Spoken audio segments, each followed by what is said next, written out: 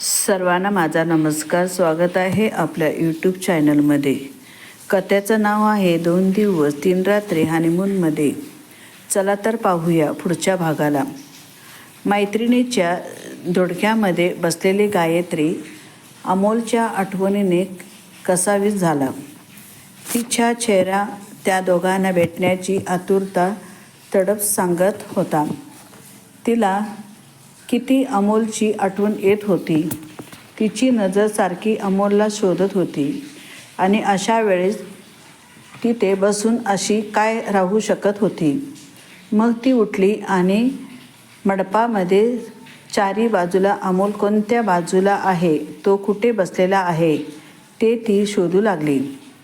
गायत्री आपल्या नवऱ्याला शोधत आहे हे जेव्हा मैत्रीच्या लक्षात आले तेव्हा तिच्या 2 मैत्रिणी उठल्या आणि तिच्याजवळ जाऊन उभा राहिल्या. हळूहळू तिच्या कानामध्ये त्या काहीतरी बोलू लागल्या. ते ऐकल्यानंतर गायत्रीला लाज वाटली.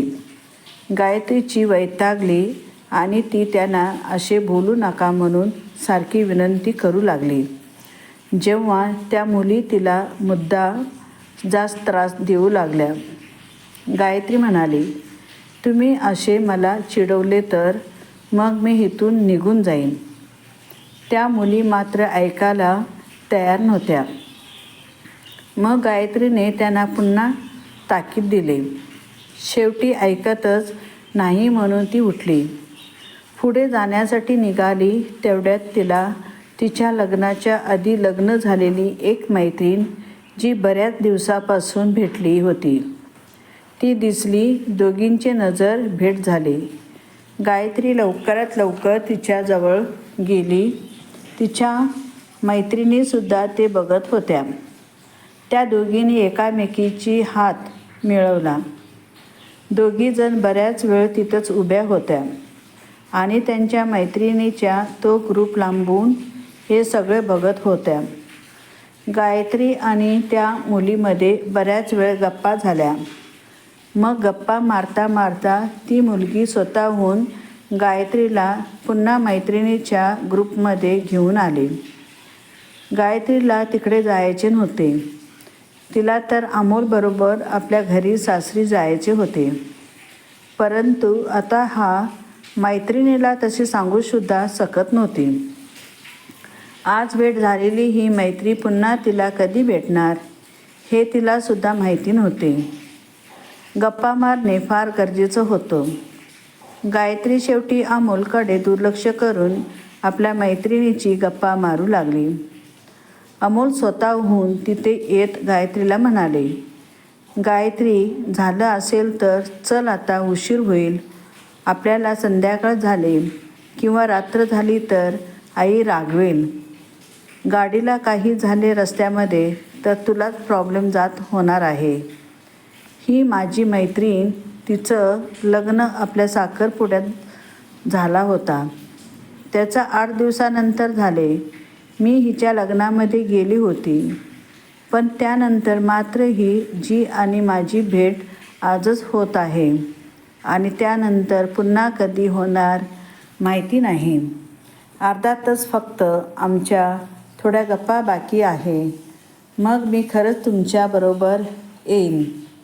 अर्धा तास, फक्त अर्धा तास. गायत्री अमोलला विनंती करू लागली. तिच्या विनंतीला पाहून अमोल हातबाल झाला आणि त्याने तिला बोलण्याची परमिशन दिली. परंतु फक्त अर्धा तासासाठी. त्यानंतर ती जर स्वतःहून नाही आली तर तू एकटाच निघून जाईल घरी, अशी त्याने शब्द टाकीत दिले. खरंच फक्त अर्धा तास. त्यानंतर मी स्वतःहून बाहेर येते ना. तुम्ही बसा इकडे मंडपामध्ये, गप्पा मारा दादाबरोबर, बाबाबरोबर. मी आलीच असं म्हणून गायत्री गेली. ती अर्थातच झालं तरी काही येईना असे बघून मग पुन्हा अमोल तिच्या मैत्रिणीच्या डोक्यामध्ये तिला शोधत गेला आणि काय तिला पुन्हा एकदा त्याने जोरात आवाज दिला, गायत्री, मी तुझी वाट बघत आहे. अर्धा तास काय 1 तास होऊन गेला बघ. अहो, तुम्हाला माहिती आहे का, आमची किती महत्त्वाची गोष्ट चालू आहे इथं. थोडं थोडं थांबा ना. तुम्ही आणि आजचा दिवस घरी थांबून गेले तर काय होणार आहे? एक दिवस उशिरा जाऊ. आपण आपल्या घरी जायचे आहे ना. आता उद्या काही कामच नाही आपल्याला आणि कारणंही नाही. उद्या तर मला आणि तुम्हाला घरी जावं लागणारच आहे. आजची रात्र आपण इथेच थांबलो तर काय होणार आहे? समजून घ्या थोडंसं. गायत्रीला हट्टाला भेटली. असा कोणता महत्त्वाचा विषय आहे तुमचा की ज्याची चर्चा जर तुम्ही आज नाही केली तर पूर्ण देशच वाया जाणार आहे किंवा आपलं आयुष्य बर्बाद होणार आहे. अमोल रागातच बोलला. आपल्या हनीमूनबद्दल बोलत आहे आणि गायत्री थोडा मोठा आवाज काढत बोलली. हनीमून हा विषय मैत्रिणीसोबत चर्चा करायचा असतो हे मला आजच कळत आहे. फार आश्चर्य वाटलं त्याबद्दल. मला तुझ्या भावाने आता मला जे काही सांगितले त्यावर माझा विश्वास बसत नव्हता. पण तुझ्या आताच्या जो बोलण्याचा तरीका आणि जे काही तू माझ्याशी वागत आहे ते बघितल्यानंतर खरंच तो जे सांगत होता ते खरंच होतं. खरंच तू तशीच असणार ह्यावर आता माझा विश्वास बसला. अमोलच्या आवाजात पुन्हा चढला. गायत्रीच्या बाबाने दोघांचेही संतापलेला चेहरा दिसला आणि ते म्हणतात मध्ये येत म्हणाले, अरे ही भांडणाची जागा आहे का? गायत्री, समजत का तुला? एवढ्या मोठ्याने कुणाशी बोलत आहेस? नवरा आहे तो तुझा. त्यांच्याशी असा भाषामध्ये आणि एवढ्या मोठ्या आवाजात बोलायचे नाही. ते तुला मारणार नाही. मी तुझा 2 थोबडीत मारेल. काय मूर्खपणा आहे का हे? संस्कार लावले होते का मी तुला? 4 चौघामध्ये अशी बदनामी करते आमच्या घराण्याची. गायत्रीचे बाबा सांगतात आणि लाल गुंड झालेले होते. त्यांना तसे पाहिल्यानंतर गायत्री घाबरली. गायत्री काय, अमोल स्वतः घाबरलेला होता. त्याला कळतच नव्हते आता मी काय कुणाची बाजू घेऊ. खरे तर त्याला गायत्रीला रागवायची होते, परंतु गायत्रीचे बाबा ज्या पद्धतीने गायत्री बोलत होती की भाषा मुळीच त्याला बोलायची नव्हती. प्रत्येक चुकीला मार दिलाच पाहिजे असे तो स्वतः कधीच मान्य करत नव्हता. कधी कधी चूक माणसाला सांगूनही दुरुस्त करता येतं. त्यासाठी मारहाण करणे उपाय नाही. त्याने गायत्रीच्या बाबाकडे बघितले आणि म्हणाला, असू द्या बाबा, जाऊ द्या.